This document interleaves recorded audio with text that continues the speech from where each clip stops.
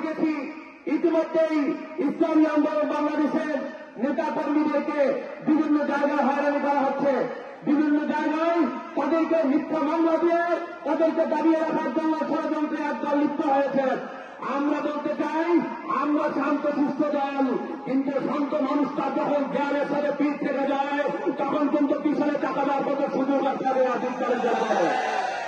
আমরা আজকে প্রোগ্রাম থেকে বলতে চাই, গতকালকে আমাদের রাজাপুর উপজেলা সুন্দর ইউনিয়নের আমাদের বিরান্ত ইউনিয়ন সেক্রেটারি, জাতীয় ইউনিয়ন শ্রমিক দলের সেক্রেটারি, তিনি একজন আলেম, তিনি একজন মাওলানা, তাকে আজকে প্রোগ্রামে দাওয়াত দেওয়ার কারণে দোকান থেকে টেনে হেঁটে নামিয়ে তারপরে তার গায়ে চর দেওয়া হয়েছে। আমরা আজকে প্রোগ্রাম থেকে বলতে চাই, ইসলামী আন্দোলন বাংলাদেশের নেতা কর্মীদেরকে যদি